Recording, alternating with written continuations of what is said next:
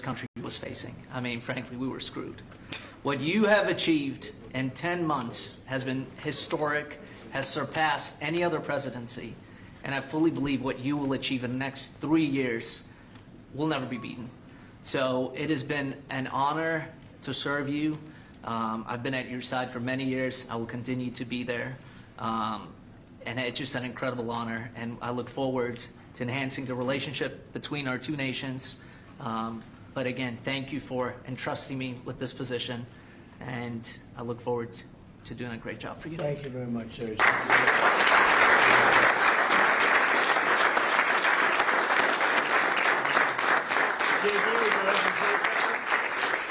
Well, thank you, sir. First of all, congratulations, Sergio. You're going to be a great ambassador, a great representative to the country of India, which the President and I both love.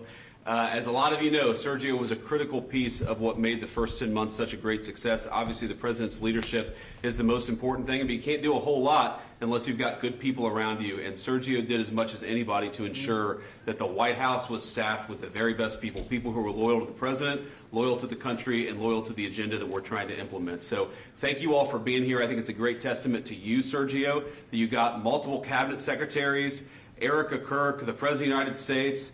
This crowd would not turn out for just anybody, but it turned out for Sergio Gore. You're going to do a hell of a job, man. Congratulations.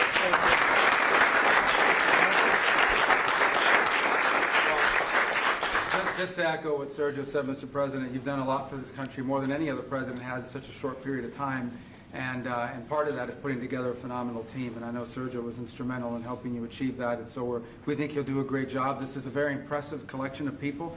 There are almost 1.5 billion people in the Oval Office right now. But Sergio's going to do a phenomenal job. Those of us who've known him, so many of his friends that are here and family as well, that know how hard he works, 24 hours, 7 days a week. And that's what it takes to work in this administration, because of how much you're pushing our country forward around the world and here at home. And we know Sergio will do a great job. So congratulations, Sergio. You're going to do a phenomenal job. Thank you. Thank you. Janine, please. Well, I'm very proud to be here with Sergio. My friend has been my friend for many years. He is someone who is loyal, he is trustworthy, and he works as hard as anyone I know. And Mr. President, there is in this room a group of people who love you, who believe in you, and who are so proud to be in this Oval Office and to be part of this amazing day, because you have changed the course of America. You, and thank you, Sergio, for what you've done. God bless you both. Thank you very much.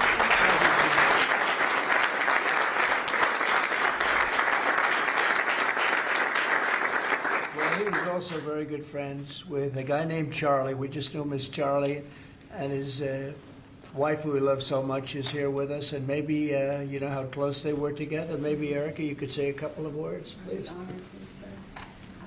Charlie loved you. It's hard not to get emotional because I know that he would have been the first phone call when he found out that you were going to be taking this position. And the way that I was able to witness the two of you work together for years and to champion and support the president was absolutely humbling to witness. And I am so proud of you. And Charlie is going to be with you every single day. In spirit, and I will be praying for you every day, because I know that this is just the beginning of an incredible opportunity for you. And sir, thank you for allowing Sergio to have this beautiful moment. Thank you very much. Thank you, John. And that man's watching over us right now, right? Okay.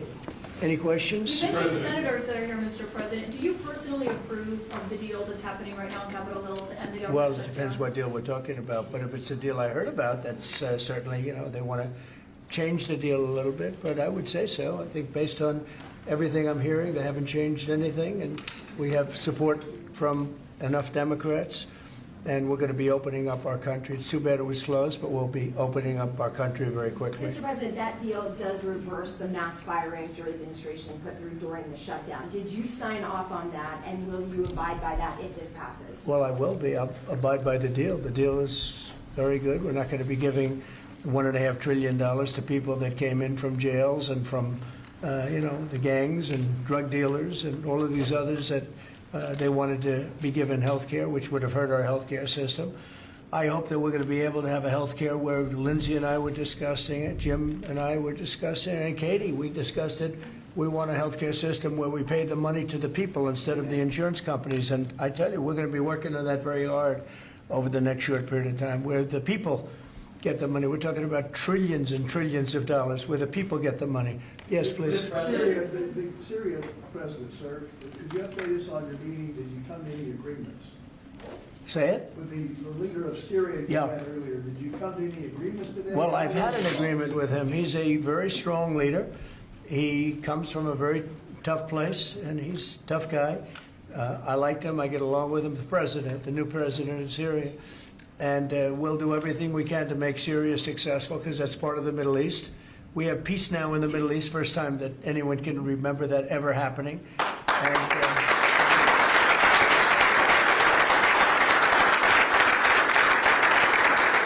as you know, Syria is a very big part of the Middle East, very important part. If you look back at Syria, for years they had the doctors, the lawyers, they had so many of the great intellects. It's an amazing place with great people, and we want to see Syria be successful along with the rest of the Middle East. So I have confidence that he'll be able to do the job, absolutely. How close are you to a deal on a trade deal with India? Are Right. you willing to consider lowering the current tariff rate? Well, right now the tariffs are very high on India because of the Russian oil, and they've stopped doing the Russian oil. It's been reduced very substantially. Yeah, we're going to be bringing the tariffs down. What kind of level are we talking about here? I mean, at some point we're going to be bringing them down. Without tariffs, this country would be in such trouble, as they were for many years. That's why we owe $38 trillion. And one of the things we're going to do, we're going to issue a dividend to our middle income people and lower income people of about $2,000. And we're going to use the remaining tariffs to lower our debt. We're going to be lowering our debt, which is a national security thing. So we're doing a lot of good work. And the numbers were reported so incorrectly. The real numbers are trillions of dollars have been taken in or gotten in terms of investment from the tariffs. And so if that were ever reversed, it would be a disaster. Frankly, it would be a national security problem for our country. And nobody thinks it's going to be reversed. I think we had a very good court case. As you know, it's before the Supreme Court right now. But if that were ever reversed, people are saying, oh, it's $1 billion. Some people said, oh, it's $2 billion. Well, that obviously we can handle very easily. But this is trillions of dollars we're talking about in terms of the tariff income and all the investment income that's come into our country. We have more than, I would say right now, more than $18 trillion. The biggest number ever is a tiny fraction of that for any country. China, the United States, the biggest number ever. If you look at the past administration, Biden, he did less than $1 trillion in 4 years. We're over 18 trillion. By the time my first year ends, we're going to have over $20 trillion of investment coming into the United States. It's unheard of. We have AI factories. We're leading China by a lot. We have cars and car plants coming in by more than we've ever had built before. All of that would go away if we lose the tariff case. So all of it would go away. So they're not giving the right numbers. It would be an economic disaster. It would be a national security disaster if we lost the case in the Supreme Court. Daniel? President, back to that tariff Yes. rebate, this is an idea that you've been talking about for months. This is going to directly and positively impact millions of Americans. Why was this important for you to do, and when can Americans expect that? So I've been talking about it for a long time, the dividend to people that, have suffered under the Biden administration. So Biden had the highest inflation in history, and we now are at a very low point. We're going to be hitting 1.5% pretty soon. So we're at a low point, and he was a high point. We did that. Food prices are way down. It's all coming down. And the biggest decrease, of course, is energy. And, as goes energy, goes everything else. Because when energy comes down, the oil, the electric, I think you're going to see $2 gasoline or something very close to that. In fact, we're already in the twos. But I think you're going to be seeing very soon $2 gasoline. That's like the equivalent of a massive tax cut. But in addition to that, the great big beautiful bill gives you a very, very big tax cut. And then you have no tax on tips, no tax on Social Security, and no tax on overtime for the middle income and for even, frankly, anybody. But you have no tax, and the no tax on tips has turned out to be a tremendous thing. But when you think no tax on tips, no tax on overtime, and no tax on Social Security for our seniors. It's the great big beautiful bill, which has been mischaracterized, but now people they don't want to talk about it because it's so good, the enemy, because it's so good for everybody. It's the greatest piece of legislation ever passed in the history of our country in terms of size. And hence they call it the big beautiful bill, or the one big beautiful. I call it the great big beautiful bill. It's an amazing bill for the middle class. It's an amazing bill for jobs. We've never passed anything like it. And in my first administration, so we had the greatest economy. Everything was good, but we're really outdoing it this time because we have investments coming in, largely because of tariffs, and I think because of November 5th, the election result. But we have investments coming in like we've never had before. The deal for the shutdown, Mr. President, on Syria. Please, behind you. Caitlin, behind you. Thank you, Caitlin. On Syria, can we expect an announcement on a pact between Syria and Israel, or an announcement on them joining the anti-ISIS? Yeah, you can expect some announcements on Syria. We want to see Syria become a country that's very successful, and I think this leader can do it. I really do. I think this leader can do it. And people said he's had a rough past. We've all had rough pasts, but he has had a rough past, and I think, frankly, if you didn't have a rough past, you wouldn't have a chance. He gets along very well with Turkey, with President Erdogan, who's a great leader. Erdogan's a great leader and very much in favor of what's happening in Syria. We have to make Syria work. Syria is a big part of the Middle East. And I will tell you, I think it is working and really well. We're working also with Israel on, getting along with Syria, getting along with everybody. And that's working amazingly. As you know, Hamas has given us back numerous bodies. It sounds pretty gruesome, but it's something the parents want more than if their son had been living. Hard to believe. I've seen all of the parents, so many of the parents, and getting back the body of their son, their dead son, is as vital to them, as important to them, as if the boy was generally the boy was alive. And as you know, over the last 4 or 5 days, we've gotten a lot of the additional bodies that they said they were going to. They've worked very hard to do that. So we have peace in the Middle East. It's a great thing, and nobody's ever seen anything quite like it. After your meeting with the Syrian president today, Switzerland, Mr. you President. posted last week about your talks with Switzerland. We're reporting that you're near a deal that would lower their rates. With Switzerland? Yeah. We're working on a deal to get their tariffs a little bit lower because. 15% is what we're doing. No, I haven't said any number, but we're going to be working on something to help Switzerland along. We hit Switzerland very hard. We want Switzerland to remain successful, and we're a part of Switzerland in the sense that they've been a very good ally. Yeah, we're working on them and some others, and we're working on others to increase them a little bit too. How close is it to Switzerland? Switzerland? What, do you have something to do with Switzerland? He wants to buy a watch. He wants to buy a nice watch. He wants to buy a nice Rolex, right? We'll give Rolex some publicity. Because Rolex has they've been very nice, Now, look, it's a beautiful country. It's a small country, but economically very big. So we're working on something. After Caitlin? your meeting with the Syrian president earlier today, Marjorie Taylor Greene, who is a big ally of yours, said that she would rather see you focused on nonstop domestic policy meetings here at the White House instead of nonstop foreign policy meetings. What's your response to her saying that, and also saying that grocery prices are up and not down, as you've said? Yeah, so I don't know what happened to Marjorie. She's a nice woman, but I don't know what happened. She's lost her way, I think. But I have to view the presidency as a worldwide situation, not locally. I mean, we could have a world that's on fire where wars come to our shores very easily if you had a bad president. We had a horrible president, and we ended up with Russia, Ukraine, and we ended up with other disasters, too. Don't forget, I put out 8 wars, 9 to come. I think I'll get the other one taken care of, but I put out 8 wars. And look at the damage that Russia, Ukraine has done to us as a country. I mean, we spent $350 billion. We're not spending any money anymore. Now they pay us through NATO. I got NATO to go from 2% to 5%. Well, that's very important. When you're president, you really sort of have to watch over the world because you're going to be dragged into it otherwise. You're going to be dragged into a world war. I think if I weren't president, first of all, that war would have never happened if I was president. And if I weren't president, that war could have led to World War III. It won't. It's not going to anymore. But when I first got in, I said, wow, this situation could lead to World War III. And I got NATO together. I got everybody together. But with all of that, I passed a great big beautiful bill, which is the biggest tax cuts in the history of our country. So when somebody like Marjorie Taylor Greene, who's now catering to the other side, I don't know what, I guess she's, got some kind of an act going, but I'm surprised at her. But when somebody like Marjorie goes over and starts making statements like that, it shows she doesn't know. I don't devote a lot of my time. Let me give you another example. China.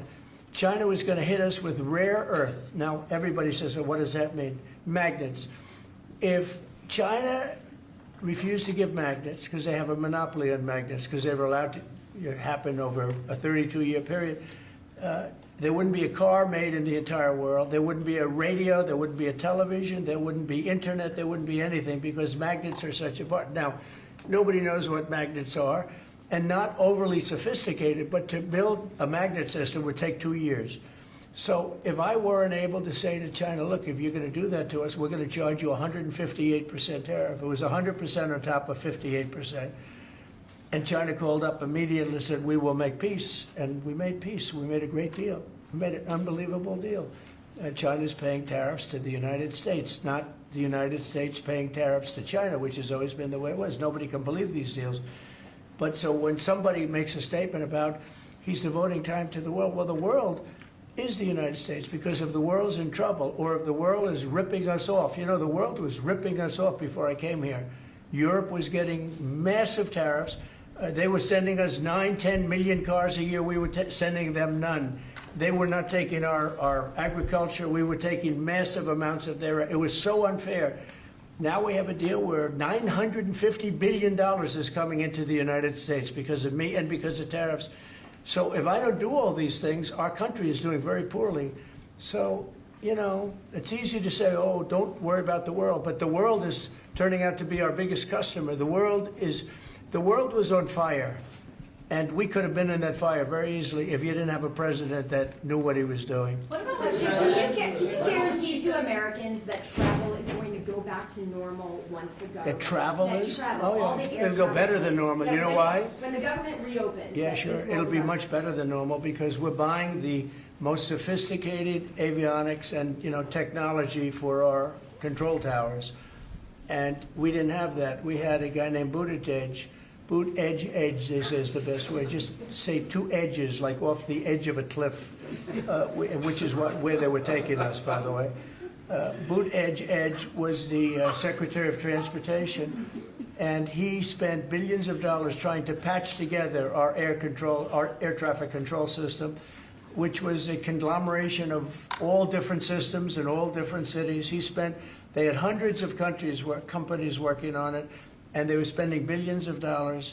And when they turned it on, it didn't work. It didn't even work a little bit. That's why you had a helicopter crashing into an airplane, that if we had a great system, bells and whistles would have started going off. So we are now in the process. We're in final bids of getting the finest system anywhere in the world. I've analyzed it. Sean Duffy has been working really hard on it, doing a fantastic job, by the way. And over the next 2 or 3 weeks, we'll be handing out the finest air traffic control system anywhere in the world. All the towers will be equipped. They were going copper wire into glass wire into other types of wire. And if you knew anything, copper wire doesn't work with glass. Glass doesn't work with other substances. And they spent billions of dollars, and when they turned it on, nothing happened, okay? We're getting the most sophisticated, all brand new. Every control tower will have the same exact system. It'll be the most sophisticated system by far in the world. And what we've done is we've looked around other countries and we've taken the absolute best systems in every different form, because there are different. You have lots of different companies like IBM and Raytheon and a lot of great companies. They're all bidding, and we're going to pick the best one, and it'll get built relatively quickly. And we are going to have the greatest air traffic control system anywhere in the world. Thank you very much, everybody. Thank you. Thank